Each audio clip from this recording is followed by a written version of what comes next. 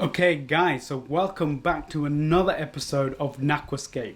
In today's video, I'm going to do a tour of my planted aquarium and also showing you some changes that I'm making to the Natquascape studio. So stay tuned.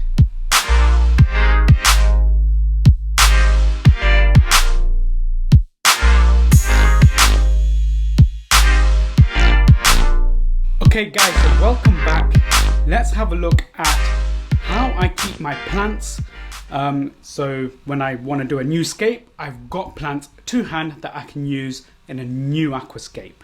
So let's jump into the planted tank. Okay guys, so here is the tank that I have, which I use just to grow plants in. So let's have a look at what plants I've got and just talk you through what I use to grow these plants in this aquarium. So first of all, what type of aquarium is this? This is the Hugo Kamishi aquarium. It's kind of like a 40-liter aquarium. It's about 45 centimeters width, 30 centimeters deep. So it's a nice kind of size. So let's go through the plants. Okay, so first of all, what do I have? I have a lot of the Tenellum green. Sorry about the brightness of the light. I'm actually using the Chihiros Series A light, in particular the 601, which is 600 millimeters wide on this tank. But the camera is struggling with this light, even when I drop it down to a low intensity. So I've just had to put some other lights on the tank for the purpose of this video. So yeah, I have the the Tenellum green growing. Okay, so this is a non-CO2 tank. Okay, so you can see a lot of the Tenellum green is growing really well. Even at the front of the substrate, if you can see some of the roots that are growing, especially in this corner here. Let's show you here. Hopefully you can pick that up in view. Okay, and then at the back we have some crypts, and the crypts are doing really well. So in this tank they're all Tropica plants, apart from some of the Bucephalandra. So let me zoom in on a piece. There we go, just here.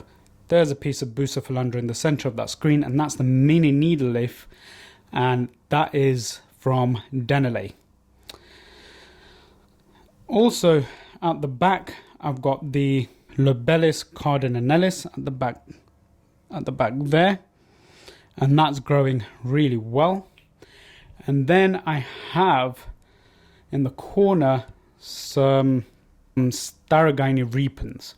Okay, and I also have some Hygrophila pintida in here as well. I had a lot, but a lot of the plants were getting holes. I mean, this one's not doing so well because it does need CO2, but you know, I'm hoping I can take this plant, revive it, and put it in a new aquascape. I also have some mini Java Fern. So that's here, and that's doing really well. A little bit of algae occurring. That's because I've recently added some shrimp into my scaped tank, which is actually, let's just zoom on that, sitting in over here. I've only got 2 Amano shrimp in here. Unfortunately, the other one was being quite boisterous, so I had to put it back into the planted aquarium. I think it's all about numbers, so basically I need more shrimp in this tank just to keep the algae at bay. Okay, so what substrate am I using in this tank, and how do I keep the plants? Tropica substrate. Underneath that is just some porous rock. It's similar to black lava rock or the red lava rock. So I've just got crushed up lava rock underneath. Top that off with some Tropica soil. On top of the Tropica soil I've got the powder type as well. One other plant that I have growing like wildfire is the Christmas moss.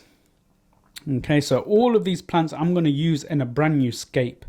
And the reason I wanted to show you this aquarium is just because I wanted to show you how I'm keeping my plants, how I'm growing my plants for future scapes. So also I have filtration wise, let's just move the camera, sorry for the non-smooth action here. I have the Awase BioSmart or the Biomaster 100. So that's that here, and it's doing a great job doing filtration. Obviously needs a clean. There's a video to my UCAPS utensil stand that I will leave a link here so you can have a look at that stand.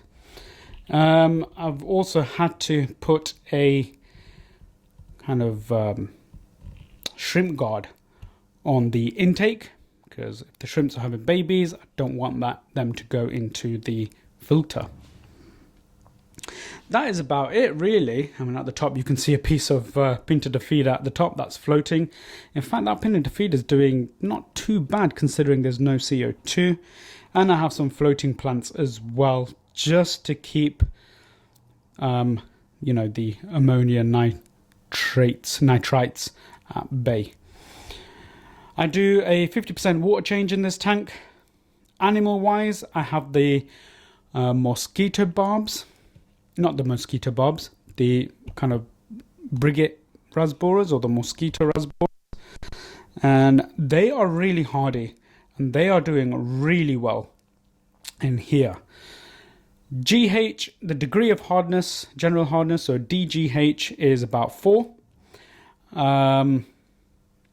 KH is 2. pH fluctuates from 7.12 to about 7.23, so it's not too bad. I have got snails in the tank. I think it's because I do overfeed my fish, and I've kind of reduced that.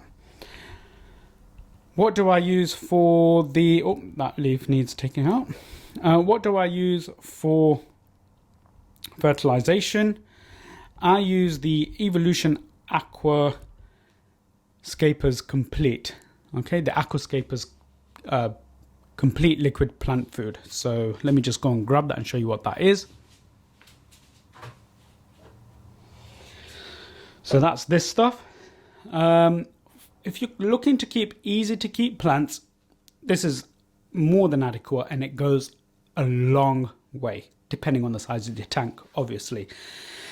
If you're looking for a high-tech setup, so this is a low-tech setup, but easy to keep plants. If you're looking for a high-tech setup, then, and you're injecting CO2, you're going to need something else. So for example, in this tank, I was using the Aquascapes Complete, but then I decided, actually, you know, since it's almost a ADA type system in terms of the substrate, apart from the tropical soil, I've turned to use the ADA liquid fertilizer. So at the moment in here,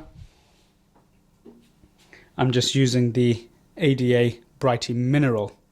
I'll then supplement that with the ADA Iron and the ADA Green Brighty Neutral. I want it to be neutral because I don't want to add the carbonate hardness in that tank. So if you get ADA Green Brighty, you can increase the carbonate hardness. So I just assume that it's potassium carbonate, which I actually have a pot of myself. Okay, so that is the planted aquarium. Let me show you briefly what I'm doing in the studio. Okay, so where I sit and do the videos is around here.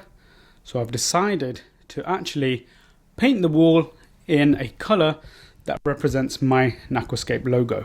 So here are the tanks for now, and I'm not going to reveal too much at the moment, but this is how it looks like at the moment. The boiler sitting there really gets in the way, it's a bit annoying, but never mind. This is all going to change. Little sneak preview of what's to come, and some new tanks and some new scapes. So the studio rather, is quite a mess. So you can see I've got some of my escaping goodies, all essentials as well on the shelf. The couch I'm going to start using in the videos. Okay guys, so yeah, the lighting isn't as good as I usually have it because all of that stuff is upstairs. So you've seen how I grow my plants. These are just plants that I keep, that I want to use for future scapes. That tank is going to come down. I'm going to take all the plants out. I'm going to treat the plants with a little bit of hydrogen peroxide solution and some salt just to get rid of the algae and to get rid of the snails as well before I use these plants in a future aquascape. So stay tuned for the next video where hopefully I'll be escaping a new tank, and also I would have hopefully completed the studio. More things to come, onwards and upwards. If you like what you see, then please hit the subscribe button, because I'm going to be talking about all sorts of future topics concerned with aquascaping, particularly aquascaping chemistry, such as what do you find in your drop checker? How did your drop checker solution work? Where to place your drop checker? What type of drop checker should you use? Rocks. What type of rocks should you use in certain scapes? Easy to maintain scapes, high-tech plant setups.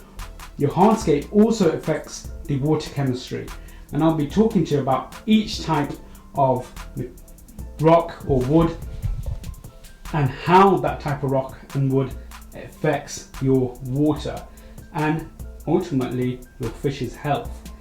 So some cool experiments to come.